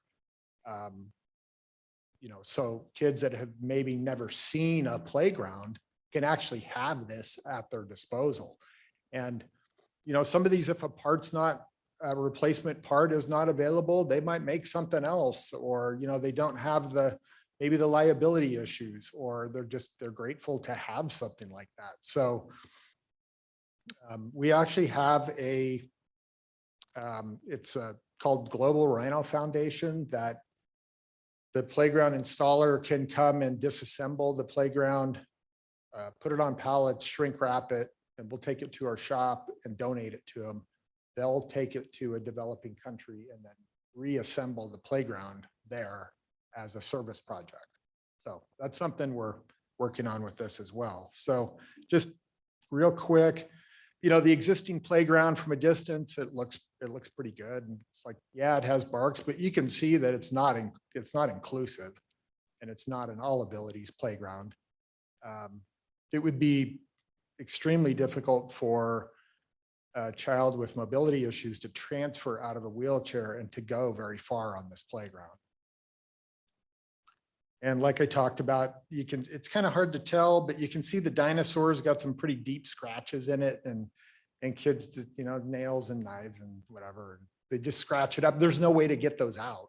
And in addition to that, it's starting to look really tired. It's faded, and it's, you know, if we get a part, if one of these slides cracks, we have to take it out. We can't get parts for it. So what we've done is we put together a new design. One of the things that we continue to hear is that swings are extremely popular. It's kind of just that, you know, there's all these new technologies in playground construction and design, and one of the coolest things out there is a good old swing. And so we have that in this. We have some bongos, you know, for that sensory element, and then the platforms. There's a couple of renderings here that look a little bit, that'll give you a little more detail. One of the other things that we continue to hear about is the need for shade around playgrounds. So we have some plastic canopies and a metal shade screen on the taller element. So you can see a different view. And, you know, from this view, you can really see how a wheelchair can go up the ramp and can get in there and interact and play with children their own age. It also has a height element that is fun for kids that maybe don't have mobility issues. And that's kind of the top view right there with the swings and the ramps and the different slides. This is one of the colors that came to us we went through several renditions of renderings to try to fine tune this. And this was one of the colors. And we sat down and tried to like pick it apart, and it kind of works. It's colorful and playful, but it does have some earth tones in it. I think the bonded rubber will want to do a lighter color. I've seen playgrounds that have darker colors, and they tend to attract a lot of heat. And so something that maybe reflects a little more sunlight. The surfacing does get darker over time because it just gets dirty. So you can see kind of the CAD layout and how it fits, and the red lines around that are fall zones. So the protective surfacing or the space distance between the next feature That kind of identifies that, but you can see where the wheelchairs can go and actually how far into this they can go and get, and it's pretty cool. So Mike, with this being an accessible park, is there any consideration? I know there's a swing at Settlers Park that is kind of a big round, kind of accessible swing, I guess. Something that was considered, or Yeah. There are, and that's, I think two of them are, two of the four. yeah, they are. That's something that, I was thinking about that the other day, that because this is kind of that all abilities playground or inclusive, that we probably should have a couple of belt swings and then have something that somebody can transfer into. Or you can actually, there's swings now that you can wheel a wheelchair right into. You don't even have to transfer. wow. And you can swing. So I like that. I think that's a great thing to look into. And really what we want to do is we want to see if are we on the right track? Do you have any good ideas that you think might work? We're approaching the top of our budget right now. So one of the things too with the pricing is that because this is a HUD grant, that everything that's done has to be prevailing wage. And so it adds to the cost of it a little bit, unfortunately. It's not a lot, but it's 15 or 20%. Just the amount of wage reporting that's required, the administrative time for contractors, that what they have to go through, they increase the cost just for that alone. So anyway, so we're kind of getting there with our budget. But Mike and President, I was just going to point out on the slide before we move on, if you look at the top left wording, it does say ADA classic swing. So that those I think are ADA swings similar to what are in Settlers Park. There's like a big round swing. I think there's like more than one I don't person can be on it. know that So Round one. a long time. tire I'm swing. thinking of. It's like a tire, yeah. I'm thinking of the, It's yeah, like the only round tire one I over can think top of is the it. tire swing, I but just thought, I mean, So we'll make sure that there's we'll make sure there's two belt swings in there, and we'll make sure that there is something inclusive in the other bay. because I know it does say ADA, but you would have to transfer someone like physically. So I was just wondering if there's something a little easier. Not to pick it apart because it's Oh, beautiful. pick. I think it's like, That's why we're here. no, I think it looks amazing. Madam President, may I ask a few Absolutely. questions? Thanks, Mike. This is really exciting, and congratulations on the community block grant. That's actually a really good size grant, from some of the ones that I've seen. So that's great. I just wondered if you could speak to the city's experience working with this vendor and being able to replace parts and things over time, since that was one of the main concerns you had about the old playground structures. Have you guys worked with these guys and feel like you'll be able to get good service and parts over time? Yeah, great question. So the manufacturer is Game Time, and Game Time is tried and true, and we have several of those products. I think the next oldest playground we have might be Tully Park or even Story Park, and one of them is a Game Time. And they've been, that's great thought. We want to make sure that it's durable, and there are some that are not built as well as others, and we feel that this one is built very well. It's very nice. I like it. Yeah. Yeah, thank you. Madam President. Commissioner Justino? Mike, I echo what the rest of the commission is saying. I'm excited for this. One quick question is, we've been working on, incorporating a lot of themes and educational aspects to, the amenities at these at our parks. We've been incorporating amenities that tie to the overall, or structures or art pieces that tie to the overall theme of the park. I'm really excited about the sensory amenities. Do you foresee any educational components or any theme related components as well? So, yeah, I love that question, and that's where we started, because it's Chateau Park. So,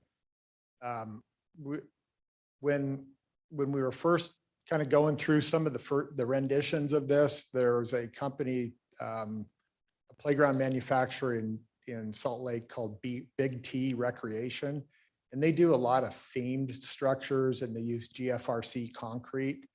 And I kind of tasked them to, hey, it's like, what could you come up with that would reinforce the name of the park and add a theming element to this park? And they came back with a really cool design that had these GFRC, which is like a concrete structure with a couple of castles, like chateaus. And it was amazing. It was like $500,000 or $600,000. So we just didn't go any further. Like, thank you. Yeah, it was like, thanks, I love it. That's cool. We'll call you next time. Yeah. Yeah. That's awesome. Madam Is, President? yes. Sorry. No, it's okay. Go ahead. I just was wondering what that sensory seat was. I've never seen one of those in a park. Could you speak to that? I'm not sure. It's just one. Good question. On Rocky? Yeah. Yeah. Madam Chair, Yes. may I ask a question? Councilmember, sorry. It's okay. Is there seating for parents in the green space, or is that going to be added to this area? Yeah, good question. Right now there is not, as you can see from that picture, people drag picnic tables over. Oh.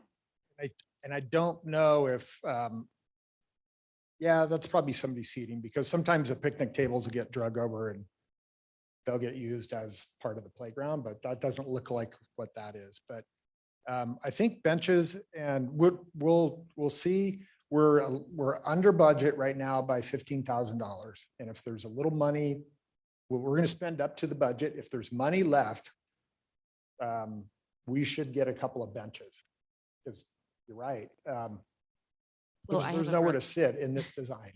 I have a brother that's wheelchair bound, and his first experience actually with being able to use any kind of ADA playground was Settlers Park, and it was life-changing for him and the whole family. And so this is near and dear to me. But when you have a child with disabilities, being physically close to them is really important if they fall or if they need assistance. So I thought maybe seating here would be especially important to have it close to the play structure.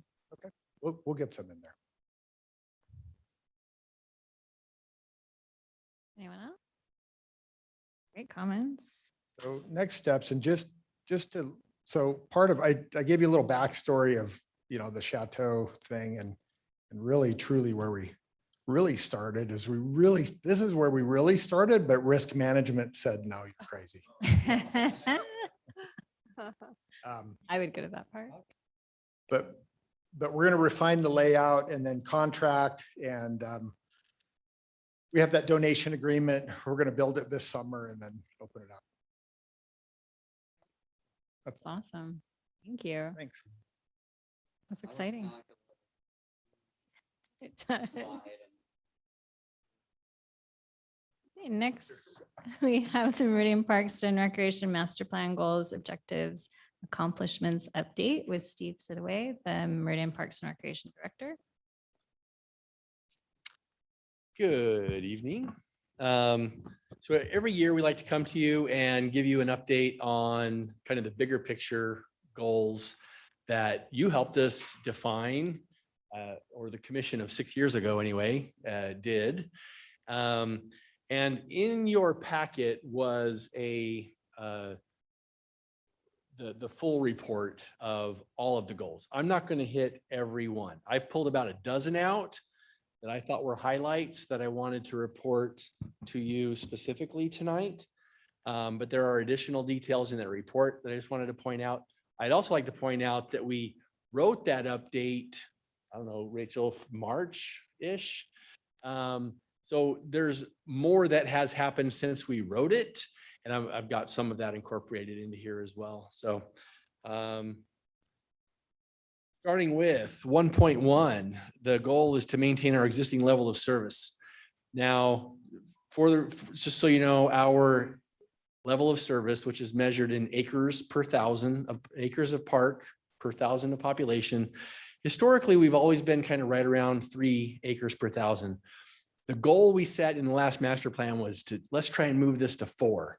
Well, guess what? We've been moving, even though we've added probably 4 or 5 parks since then, but we've been growing so fast that we're losing ground, not gaining ground on our level of service.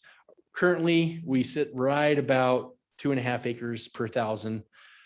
Discovery Park Phase 2 is our next big addition. And I think Mike will be giving you an update in a little more detail with his staff report, but we're excited to see that moving forward soon and getting that added. Even with it added, it doesn't tip us over the 3 range. So we don't quite even get back to where we've been, but it better than continuing going backwards. So we'll get closer to that 3. While our goal is still to try and move that needle above 3, right now my goal is to get back to 3. 1.2 is a goal to enhance our communications regarding department activities and services. One of the things that I wanted to point out was the changes in this last year to the activity guide. We've always done a paper activity guide mailed to between 10 and 20,000 households. Maybe more than that. Do you remember the number? Isn't it? How many? 20 to 26,000 households that have signed up to get that. Well, because of COVID and challenges with getting the artists in 2020, and we made the call, let's try, everything's going online. Let's try a digital activity guide. We did, and bless Shelley's heart, she's not here anymore for me to give her kudos while she's here, but she took that on and published it as a digital activity guide. And we have not seen a decrease in the registrations, even though we aren't mailing it directly to the households. We've talked about, other ways to get the word out, maybe using some of the budget that we're now no longer using, because there's a huge cost savings for us, huge. That, maybe we send out postcards in the future. We don't know, but it's just great news that we've gone to a digital guide and have seen great success with that. 1.3 is to provide improved signage to make it easier for patrons to find pathways, is what it has more than that in the goal, but I focused on that. We've got the signs up along the pathway. One of the things we talked about in our pathways tour was the goal to get a center stripe, because a lot of times you don't know, you get to an intersection or a road and you're like, does this continue? Where does this go? Getting a follow the yellow brick road sort of idea, it will help people to find those pathways. We had hoped to have that in this fall. We actually had a meeting with a contractor, but the contractor availability and their staffing shortages have caused it to be pushed out. So I don't think I don't know whether to look at Kim or Mike, but I don't think we're planning on it, to be in this fall. Now that we're headed into winter, it's going to now become a spring project, but still coming. So I wanted to highlight it as something we're anticipating. Partnerships, we're all about partnerships, and I wanted to highlight a few here from the last 12 to 18 months. over that 12 to 18 months time, we've created an agreement with the Treasure Valley Children's Theater, and they were using Centennial Park here downtown all summer long. We updated our agreement with Meridian Youth Baseball for their use of Fuller Park. We updated our agreements with the West Ada School District for both Jable Fields and our facility use agreement, where Jable, we lost some space because they put in the new arts school that's going in. But we also gained a new school in the facility use agreement to be able to use for future programs, summer camps, things like that. With the Mayor Senior Advisory Board, we put in the outdoor gym last year in Kleiner Park. Brighton's been a great partner for us. We've been partnering with them to their subdivision called Quartet, which is near the wastewater treatment facility. They're going to widen that to allow the pathway to cross the bridge at the bridge they're building with a 10-foot wide crossing. And we also have their partnership ongoing with the new pickleball courts in Kleiner Park. We also have a partnership with them and ACHD for the widening of Lake Hazel Road, which without that, we wouldn't be building Discovery Park. So we are very excited that they stepped up to allow that to happen. And then this one will come up again later, but PAL's been a great partner also, and they're funding half of the improvements to the Heroes Park parking lot expansion. So lots of partnerships.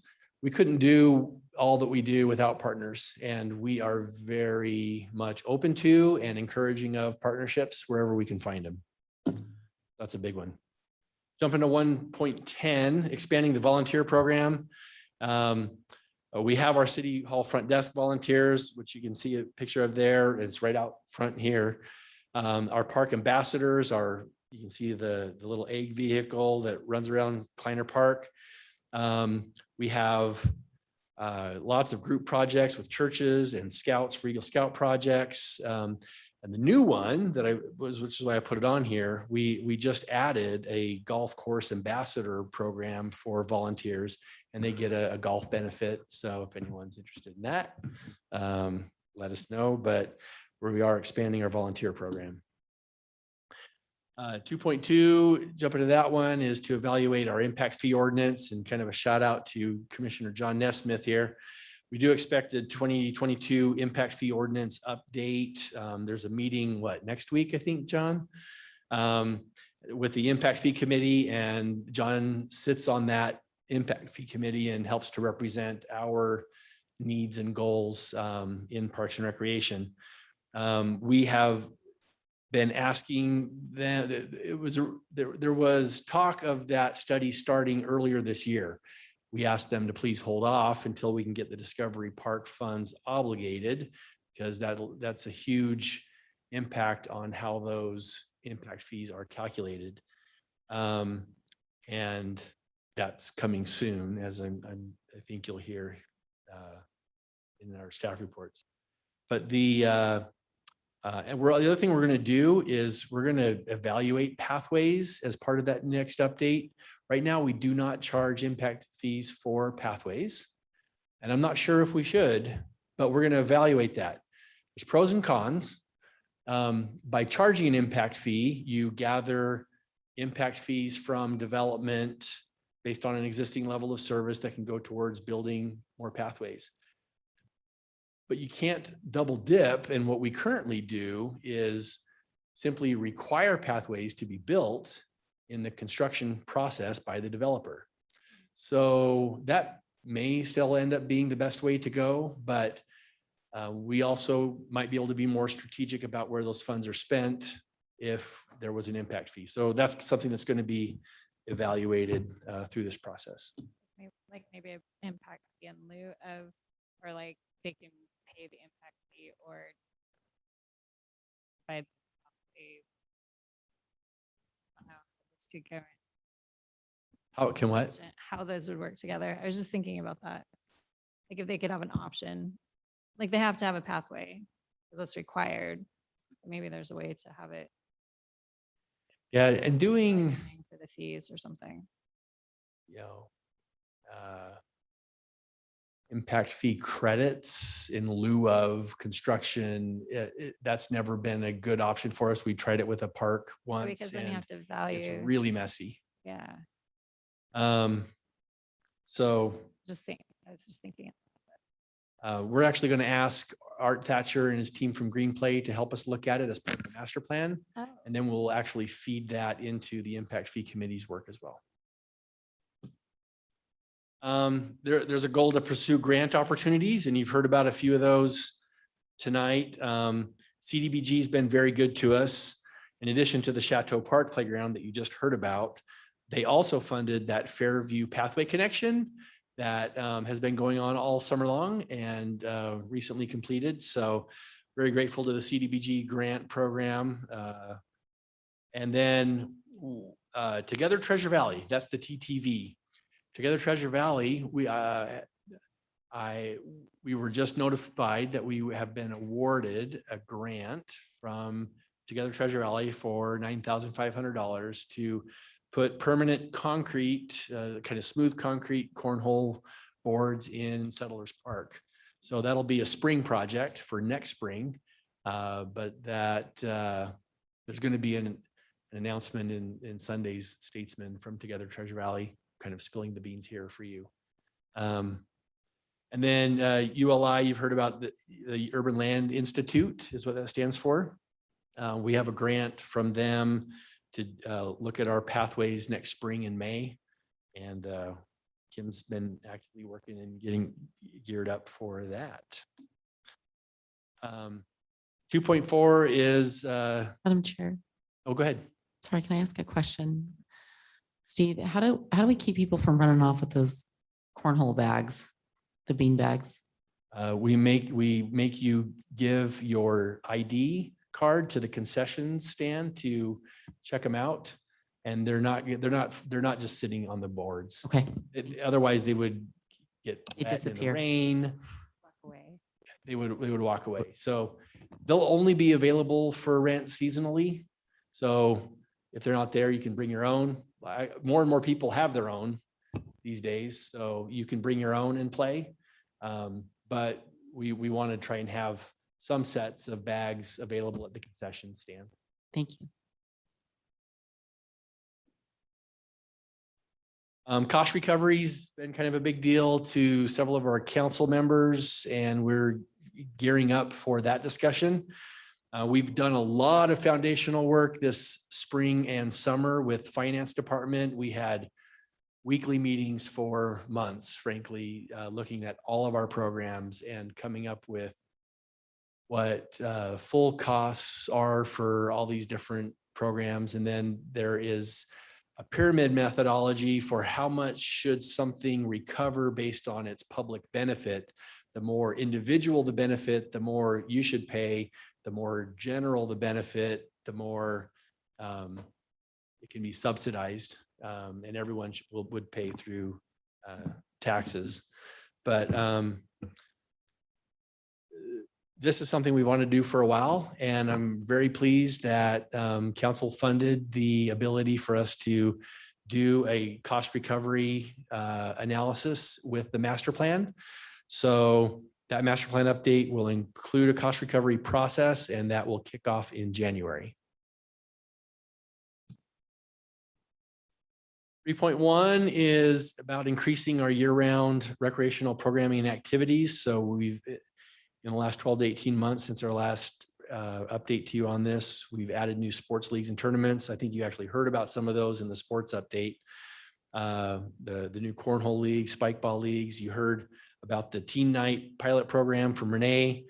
And then our winter spring activity guide has new activities in it, and it'll be coming out in December.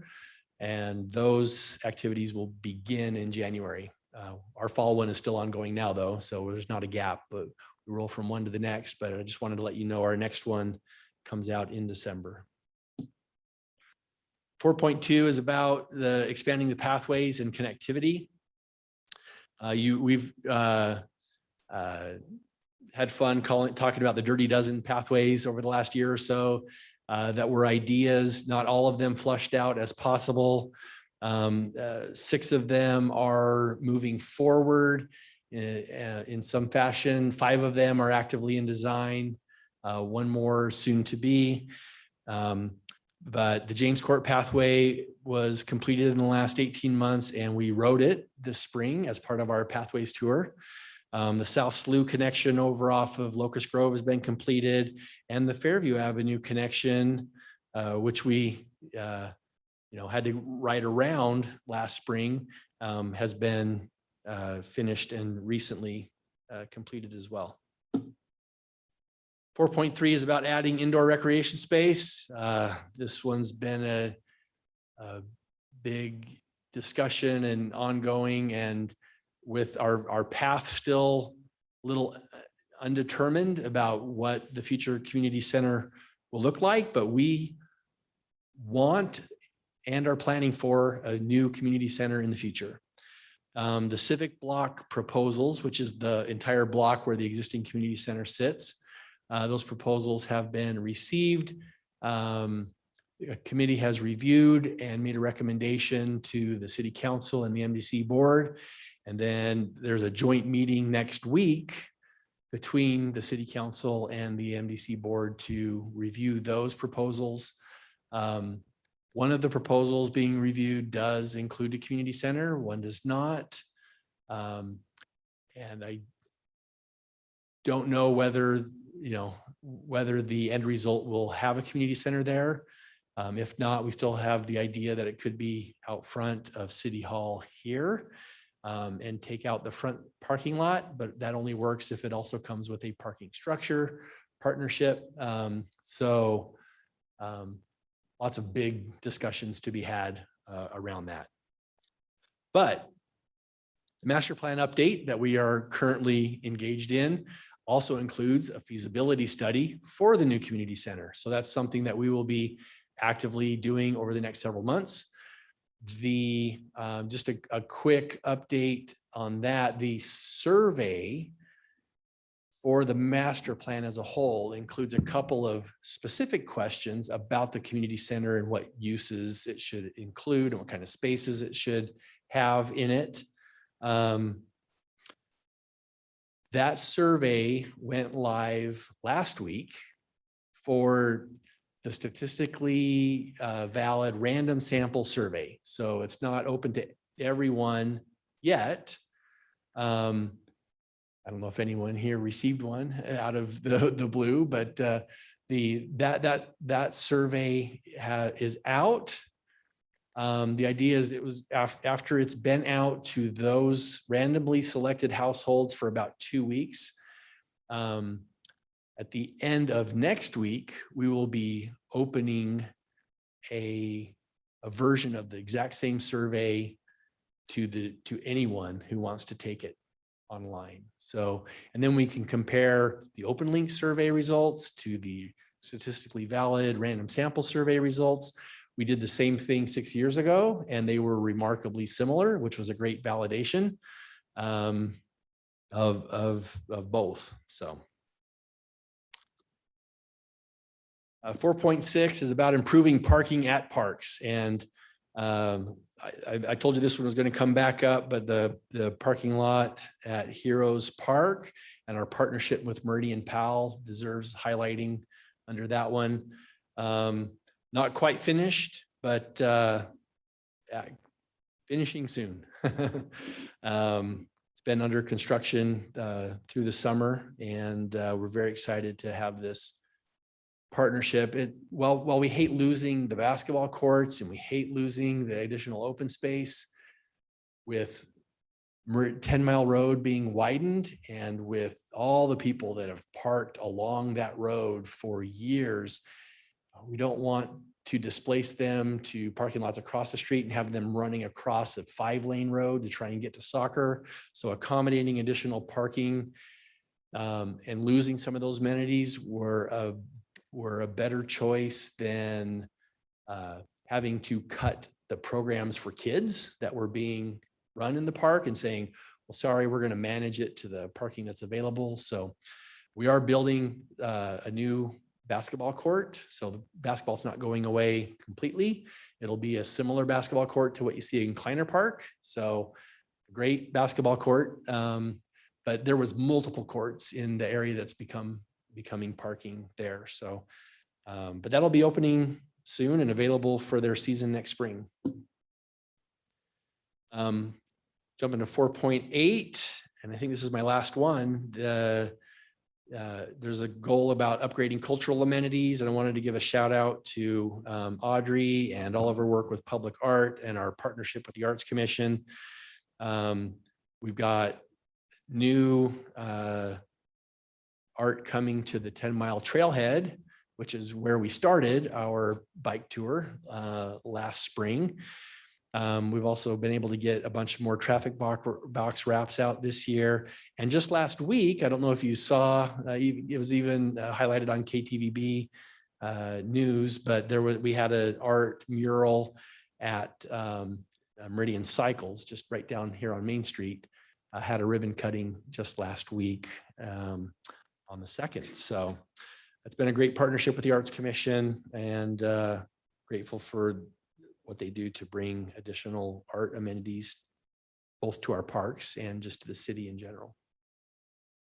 With that, that's my highlights from the rest of the report. You can read on your own if you are interested, but I'll stand for any questions. Does anyone have any questions? Madam Chair. Commissioner Smith. Just a quick question. I didn't know if we had, is the Borat property the only undeveloped park that we have? Yeah, so there's still the additional land at Discovery still, because we're not quite building it out completely with phase 2. There'll probably be an additional phase after that. And while we don't own it yet, we do have the Aldape Park property up on the Boise River very much on our radar. And we'll be talking with Sherry Ewing again next week with our stakeholder interviews that we're conducting as part of our public involvement week for the new master plan. So in terms of land that we own, the only significant land that we own that's undeveloped is the West Meridian Regional Park site. We do have those other 2 areas on our radar as well. Good question. Is there a well at that property? And is there any way that and I know I'm skipping ahead, but if there's any way that it could be a temporary semi-improved dog park for purposes of impact fee consideration, because you're kind of on a timeline of trying to get acres versus population. Just throwing it out there. I don't know.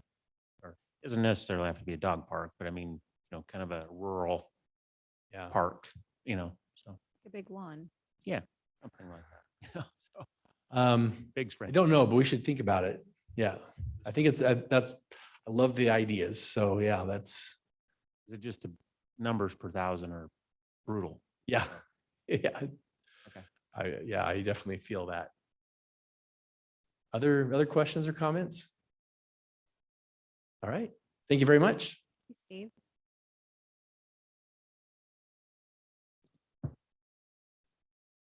Okay, moving on. We have no old business. We have no workshops. We have staff reports. Who would like to go first? I'll go first and then I'll be done. You've heard a lot from me already, so I'm not going to cover things that I've already covered. One thing I want to make sure is on your radars as commissioners is next week, Thursday, mark your calendar, that the public forum that happens at the end of all of this focus groups and the stakeholder interviews and everything that's happening will happen right here at City Hall, but we're going to be in conference rooms A and B, just inside the front doors. It's from 6:30 to 8 p.m., about an hour and a half. We'll be reporting out on all the themes for desires, improvements, things that we've heard from the community, the stakeholders, the wish lists. If you can't come in person, there will be a Zoom option. And Shelley's getting that out. I don't know if it went out today or not. Do you know, Shelley or Rachel? Okay, but if it's not out now, it will be out soon. We just got the links from Green Play for that just today. So we want to get that advertised to the general public ASAP because we're a week away and it's time to get that out there on people's radars. So we have a lot of various focus groups and interviews and things happening next week. And the public forum is kind of the culmination of all of that at the end. And we would certainly love to have you there to participate, listen, provide feedback. And by the way, I wanted to thank you because part of the information gathering that is part of this is the interviews that you've done, as the council have done with Art Thatcher with Green Play. And so thank you for your participation in that. The last thing that I want to mention, and Shelley's not here for me to embarrass her, but Shelley received the Chamber's Woman of the Year award for the City of Meridian, which is a huge deal. So just wanted to mention that to you so you can congratulate yourself when you get a chance. So next time you see Shelley, congratulate her. I think the Women and Man of the Year are in the parade as Women and Man of the Year. So she might be in the parade that way this year. So anyway, kudos to Shelley. She deserves it. So Should have a ribbon for her to wear like Miss yeah, She would wear it. I got her a tiara already. So all right, that's all I have. Thanks. Thank you, Steve. That's gonna. They're pointing at you, Mike. I'll go next. So, we've been working on the plans for Discovery Park. You've seen those and we put it out to bid. We opened bids on the 3rd of November. So we got our bids back and we have a guaranteed maximum price of $12,591,602. And we have our budget is $14,770,000. So we have a project. We got a favorable bid response. We've been socializing this with contractors for quite a while. And our strategy was to bid a little bit earlier than dead of winter.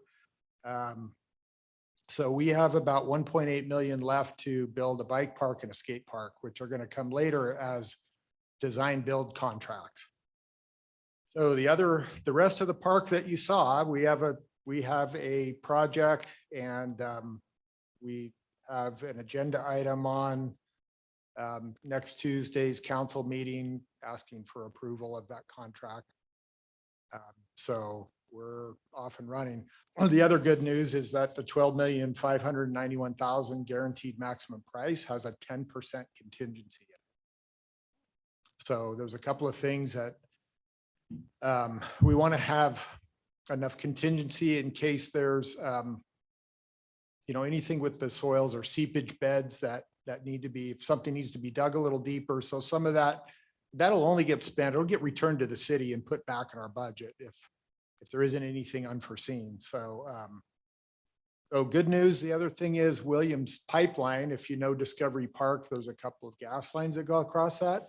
Williams Pipeline, we've been working with them for about a year and a half. They're starting their project on March 1st to replace over a mile of gas line. There's 2 gas lines that they'll be replacing. So we've worked it out that will coincide with the park development. So we won't have to either leave something undone and then waiting for them to come in a year later or build it, grass it, and then have them come in 5 years from now and tear everything up. So the whole thing's going to happen at once. We're under budget and we're off and running. So are they relocating the gas or just replacing? Replacing. Replacing, okay. Yeah, they have a regulatory requirement to once population moves in close proximity to replace the lines, but they can, the clock starts once that requirement the clock starts on the requirement, but you know, the clock can be manipulated, but they've been really good about working with us and the neighboring developments to just get it done and get out of the way, make it happen. So good news. I don't know what's going to be funner for the kids, that all the equipment out at Discovery Park or the park itself in the next year or two. So it's going to be good. Exciting. Does anybody have any questions? No? Okay. Who's next? With all that news, maybe I should have went first, Mike. Thanks. So with what I've been doing in the last couple of weeks is all the concession RFPs that went out this year. There's 5 different RFPs that are going out: Settlers Park concession building, Discovery Park concession building, and 3 snow cone stands at Story Park, Bear Creek, and Tully. All those RFPs will go out hopefully this winter. They're purchasing right now for review, and as soon as I get those back, we will send them out and put them on the street. So doing that, like we mentioned last month, Audrey Belknap, our arts and culture coordinator, is leaving. So we're reviewing applications on that. Been doing a lot of work with the Civic Block RFP and reviews, master plan task, and then doing a lot of work with the Meridian pool operations and kind of reviewing what they have going on there. So Renee's bored right now. No, I'm just joking. Renee, you guys heard from Renee earlier. She's all Christmas. She really is amazing in what she does, and she's very well known in the event world. For her name's attached to it, the event's going to be awesome. So kudos to her. Skylar and Maggie just got doing the Holiday Classic volleyball tournament, and Skylar actually added a cornhole tournament to that as well. This was the biggest year that we've had when it comes to teams. There was 37 teams involved in the tournament this year, plus about a 26 cornhole teams, I believe. So it was a pretty big deal. Last Saturday at home court, we utilized 5 volleyball courts and Bay 5 for volleyball. They actually moved, Bay 5 was scheduled to be cornhole, but they moved it to Boys and Girls Club to get in there a little earlier and stuff. So very good turnout there. They're also doing cornhole tournaments, volleyball, flag football. They're advertising for basketball. And then Skylar ran a disc golf tournament over Halloween as well. That's going to become an annual thing. So he advertised people dressing up, but he was actually the only one dressed up in his cow suit for the whole thing. So it's kind of an interesting deal there. Jenna is all activity guide, and she's also looking for space for community ed classes, different locations. And then she's doing a lot of instructor contracts. Audrey, like I mentioned, she's doing her own application reviews. She's been just installed another initial point gallery upstairs. So you can see a bunch of art up there. And then she did the mural unveiling over at Meridian Cycle. Jake at home court, just really working on facility schedules and then facility policies, just kind of working with the small groups or one-on-one individual instructors and trying to make sure that those one-on-one instructors aren't monopolizing a whole basketball court so the community can't use. So doing that. But with that, that's the quick and dirty version of recreation. You're the magic behind the magic. Right? Sure. Because you run the show. There's an umbrella. Before I get into pathways, just a fun fact, via text, Maggie reported last weekend that at home court during the tournament, she walked 6.9 miles. Wow. So it was just kind of fun to note. It was busy. So on to pathways. Thank you. I feel like Steve touched on a lot of the highlights. Fairview Avenue is done. Really happy about that. In addition to being a great connection, kind of cleaned up that edge just a little bit too, and it's done. Of our lucky 13 pathway projects and the 6 moving forward, 4 are really close. They're, either just like kind of on the edge, ready to be submitted to ACHD, and probably there are a couple at about 80%. Those are mostly Linder and Locust Grove. Our pathway connections north.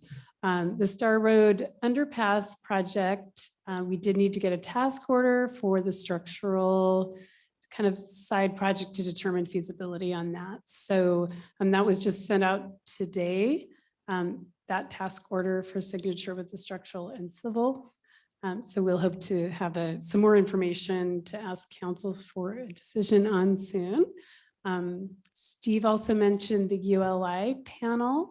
We'll be looking at pathways that's going, or it's scheduled for now next May. I think it's the 16th. So we had quite a lot of ideas for what the scope should be, what the questions for the panel to tackle. And I think we ran some of those by you. We settled on, let's see. So our three main categories are equitability and access, brand identity and visibility. There's a wayfinding component in there too, both the dashed line and other. And then partnerships and implementation. How can we fill these missing gaps? How do we make these happen more effectively and a bit more quickly? Rail with Trail, there's an ongoing active transportation work group that looks at that valley-wide or tries to keep it moving forward. We have our own City of Meridian project west of City Hall, and we play a long game with pathways, and that one's been kind of long. So we've been working with the Friends of Children and Families over on Broadway to possibly do a land trade. We have funding ready to go as soon as we can do that, if we can do that.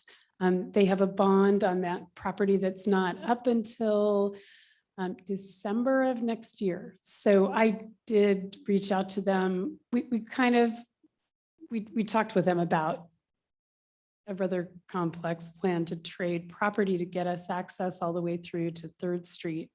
And the board that was active 18 months ago when we first raised this idea, they were in support of it, but boards turn over, as we all know. And so this is just staying in touch with them to make sure they're aware of the plan and see if it's still gauge their level of interest. Does it still feel like a deal when it comes time to do it? And then just a lot of ongoing meetings, valley-wide kinds of coordination and representation and plan review. So are there any questions? Let me know. Just realized when we did open the trailhead and a bunch of the other pathways, we still have ribbon cuttings for all of those. Do you remember that? Because I attended a bunch of them. It's like, we didn't have anything. We did, I think, well, it was maybe one of those things that, during 2020, we didn't do. And so maybe we will, maybe that's something to celebrate and look at, especially the trailhead, I think. Yeah. So we'll talk. Maybe when they install the art, we can do something. I think in part, yes, that's a great thought. We were waiting for that. We'll do it all at once. Thanks. Anybody have any questions? I do, Madam President. Yes, Commissioner Bobo. That was actually my question. The art at 10 Mile, do we have an update of when and where it will be installed? I'll try and take that one.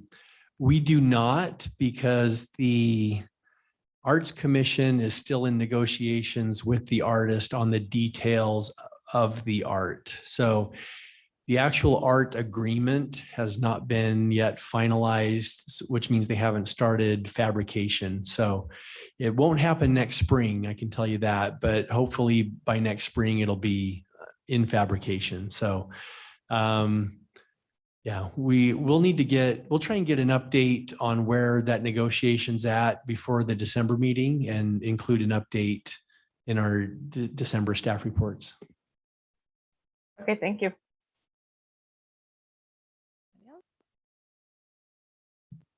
Well, I just want to say this has been a really good meeting. We've had a lot of presentations from a lot of people, and while I get to give kudos to people at the podium, we wouldn't be here without all of you. So thank you for being such a great, it's Parks and Recreation is what we're representing. So you guys are amazing.